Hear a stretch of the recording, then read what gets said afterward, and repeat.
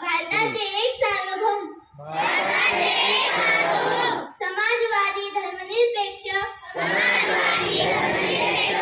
लोकशाही गणराज्य घडविण्याचा व त्याचा सर्व नागरिकांस सामाजिक आर्थिक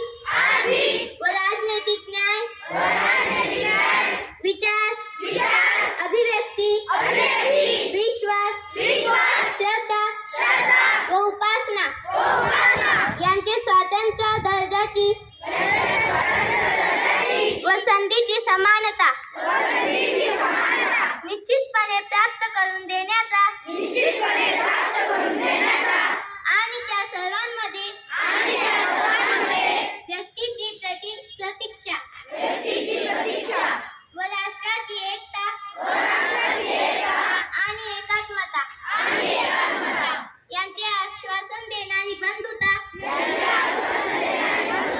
प्रवर्धित करण्याचा